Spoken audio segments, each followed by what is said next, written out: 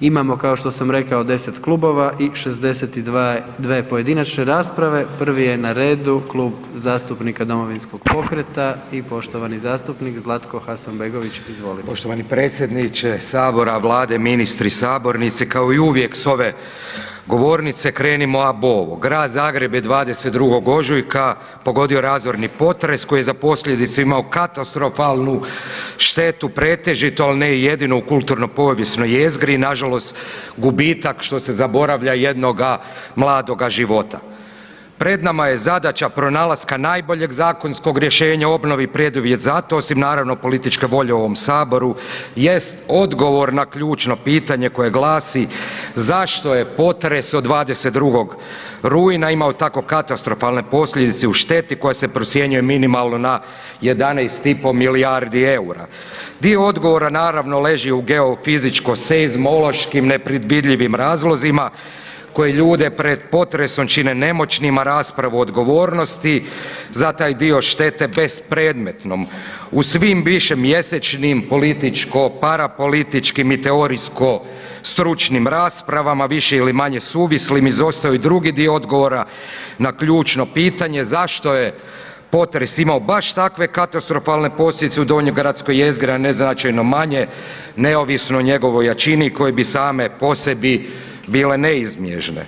Bez jasnog odgovora na to pitanje i njegova javno političkog osvjedočenja koje još uvijek ostaje u sjeni, s jedne strane nemoći države, a s druge strane besplodnih rasprava, bilo koji zakon usvojen u ovom Saboru ostat će trajnim nedonoščetom. Odgovor na to ključno pitanje zašto su ovakvi razmjeri štete, a ne značajno manji, ne leži u području seizmološke ekspertize, već onoga što prigodno možemo nazvati državno-političkom i socijalnom geofizikom i seizmologijom. Dakle, katastrofalna šteta koja je nastala kao posljedica potresa od 22. ožujka 2020. konačni je epilog jedne druge po posljedicama katastrofalne socijalno-političke štete, Dubrovčani bi rekli velike trešnje s epicentrom u zagrebačkom, budimo iskreni, 8. svibnju 1945. godine. Što su obilježje i trajne posljedice za središte Zagreba te socijalno-političke osmosvibanjske velike trešnje s različitim postkomunističkim amplitudama do današnjeg dana? Naime, jugoslavenski komunisti nakon što su napunili jame, rudarska okna i protutenkovske okope od svibnja 1945. krenuli su s drugom fazom revolucije koja je imala za cilj likvidaciju građanskoga društva, svih njegovih zatečenih ustanova, među ostalim i putem pljačke, prigodno nazvane nacionalizacija, konfiskacija, privatnog vlasništva i razvlašćivanja kuće vlasničkog sloja čiji je poslovni, graditeljski i društveni napor stajao u temelju činjenice da je grad Zagreb po svojoj povijesnoj jezgri koja je i predmet ovog zakona bio autentična građanska i nacionalna metropola i prije takozvanog oslobođenja 8. svibnja 1945.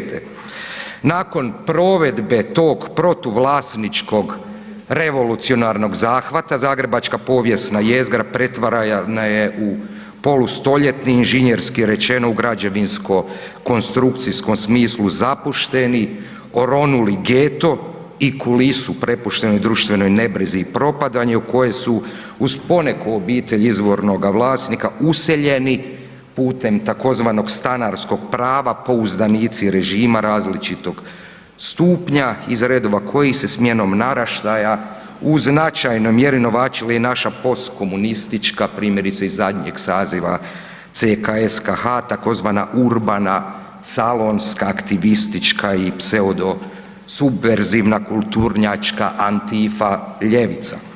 Ona ljevica koja danas aktivistički stoji u prvim redovima borbe za cjelovitu obnovu zanemarujući činjenicu da je temelj za nastanak ove štete od potresa koja je raspravljana i u duhovnom i u vlasničkom i u konstrukcijsko-inženjerskom smislu postavio jugoslavenski komunizam s kojim se trajno nadahnjuju uključujući i suvremeni postkomunistički upravljačko-urbanističko vlasnički metež koji je Zagreb napose njegovo središte i dalje ukopan. Dakle, što su osnovna pitanja koja se trebaju urediti ovim zakonom i što je njegov strateški i konačni cilj? Je li cilj ovoga zakona kolokvijalno građevinski rečeno krpanje zgrada oštećenih potresom i palijativna rekonstrukcija do razine stanja prije potresa te poneko uklanjanje trajno oštećenih zgrada uz zadržavanje te kozmetički promijenjenih birokratskih procedura? Ili je cilj cjelovita urbana obnova te postizanje mehaničke otpornosti i stabilnosti u potresu oštećenih zgrada iznad razine koje su imali prije potresa, uključujući i poticanje te proceduralno olakšanje nadogradnje i gradnje na mjestu uklonjenih oštećenih zgrada zamjenskim po uzoru na Beč, Pariz ili Prag. Izraz rješenja ove dvojbe možemo dobiti i odgovor na retoričko pitanje koji nije samo retoričko, je li nam ovaj zakon kao lex specialis uopće potreban, te je li predlagatelj s obzirom na osnovna pitanja koja se uređuju ovim zakonskim prijedlogom i postavljene ciljeve, umjesto da oštećene privatne vlasnike i građane mjesecima zbog predizbornih kalkulacija drži u neizvjesnosti, s istim učinkom i obnoviteljskim dosegom mogao pristupiti najobičnijoj noveli postojećega Zakona o gradnji, budući da Zakon o gradnji sasvim solidno uređuje ono što kolokvijalno nazivamo krpanjem ili rekonstrukcijom do razine stanja prije potresa. Naime, u preambuli zakonskog prijedloga predlagatelj nas poučava da potresi pripadaju grupi prirodnih opasnosti koje su, što naravno nismo znali, u potpunosti nepredvidivi i po vjerojatnosti po intenzitetu, a potom citiram: zakon predviđa izradu projekata obnove zgrade koji mora biti izrađen tako da zgrada nakon obnove ispunjava temeljne zahtjeve za mehaničku otpornost i stabilnost najmanje u jednakoj mjeri kao prije obnove. To prevedeno ne znači zakonsku obvezu cjelovite obnove, već krpanje zgrade do potresne otpornosti koje su imale prije potresa, koje bi se potom kod prvog sljedećeg potresa iste jačine urušile, naravno s istim posljedicama. Umjesto da se pojačanje mehaničke otpornosti i stabilnosti i pojačanje konstrukcije propiše kao zakonska obveza, a ne tek kao mogućnost, prevedeno s inženjersko-projektantskog meta jezika oštećenom vlasniku laiku, oštećeni znaju o čemu govorim, država i grad bi velikodušne, o tome ključnom pitanju financiranja nešto kasnije, s 80%, 60 plus 20 i u nejasnom roku sufinancirala tek primjerice zidanje opeke na srušenom nekonstrukcijskom zabatnom zidu bez obveze dodatnog učvršćivanja običnim betonskim nadvojem, jer to naravno prelazi razinu mehaničke otpornosti i stabilnosti prije samoga potresa. Drugi element zakona koji upućuje na to da je u osnovi kao jedini postavljen i ostvariv cilj tek građevinsko krpanje, a ne cjelovita obnova s jasnom novom vizijom i gospodarsko-poslovnog i socijalno-životnog razvitka grada koja posljedica potresa iz tragedije može pretvoriti u poticaj i prigodu jest izostanak iz predmeta i cilja zakona članak 1. te dijela način i obnavljanje oštećenih zgrada i stavka koji bi same logike ovog zakona omogućio osim uklanjanja oštećenih zgrada izrijekom i mogućnost i poticaj za nadogradnju te gradnju zamjenskih zgrada upravo u cilju cjelovite urbane obnove, a koja je po postojećem zakonskom okviru koji propisuje gradnju, prostorno uređenje i vlasničke odnose te primjenom beživotnog terora takozvanih konzervatorskih smjernica de facto onemogućena.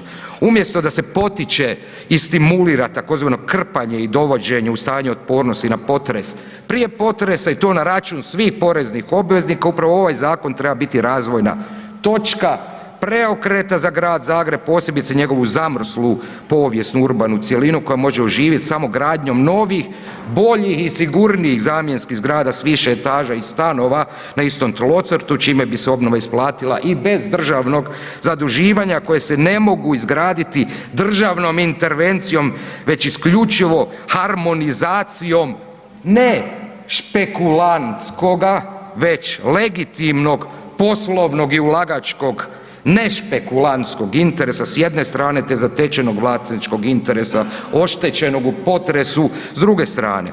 Tu dolazimo i do jednog važnog pa čak i ključnog pitanja izvora i načina financiranja provedbe ovog zakona što uključuje i pitanje opsega državnih potpora privatnim vlasnicima čija je imovina oštećena u potresu. Ovdje treba biti jasan i neumoljiv.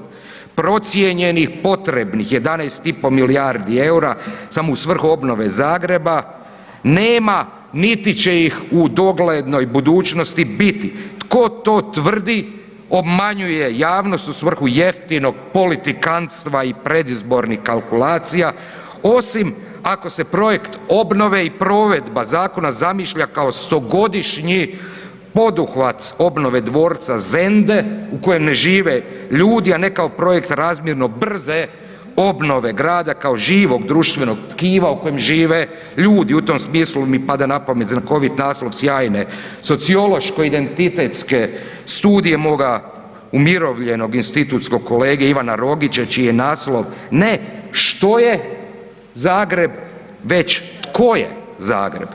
Prioritet državno financirane, žurne, nekoruptivne i kvalitetne obnove trebaju biti javne ustanove, škole, bolnice, muzeji, fakulteti, sve ono što kao javno dobro koriste svi građani.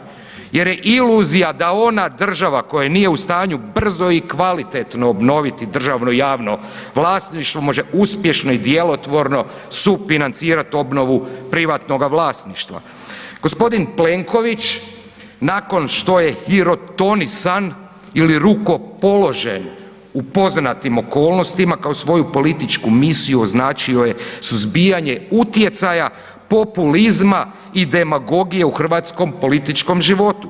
Zakonskim predizbornim prijedlogom o državnom subvencioniranju i financiranju privatne imovine ni manje ni više 80% u jeftinom populizmu i aktivističkoj predizbornoj demagogiji prestigao je iz naše kolege iz Možemo i Radničke fronte. I to iz dva razloga. Prvo, jer tog novca nema niti će ga biti i drugo, kad se prođe kroz bespuća ovog zakonskog prijedloga i dešifrira inženjerski meta jezik, jasno je da se tih obećanih 80% ne odnosi na cjelovitu obnovu, već samo krpanje i ne daj Bože istog potresa kada se vlasnici probude ili ne probude s dimnjakom i zidom u postelji, dakle, a ne ono što nazivamo i u statičkom smislu cjelovita obnova. Načelno, ustavno, političko i etičko i društvovno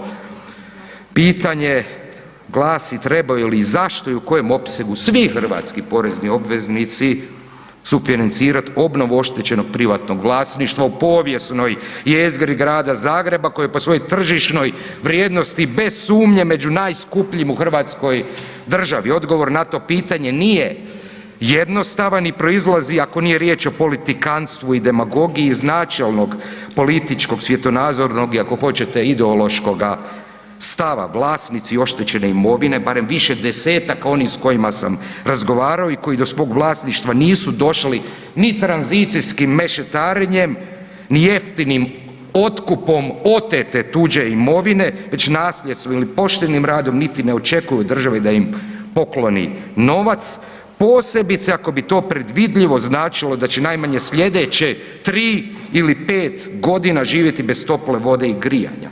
Oni koji su mogli donju razinu obnove iz ovoga zakona već su sami izveli niti u jednom trenutku ne očekujući državnu potporu. Vlasnici koje znam i koji su svjesni da je vlasništvo osim izvora prava izbor stanovite odgovornosti ne žele HNS-ove jeftimbe, takozvane najviše cijene iza kojih slijedi manipulacija naknadnim izvan troškovničkim radovima, beskrajne birokratske torture, pseudokonzervatorski teror, namještene javne nabave, dvorske arhitekte i inženjere, jalove savjete, fondove stručnjaka, dakle onaj postupak koji obnovu neće završiti za njihovoga života. Jedno od rješenja zove se jednostavno subvencionirana kamata na dugoročni beskamatni kredit, ne za krpanje i takozvanu rekonstrukciju već cjelovitu obnovu. Hvala.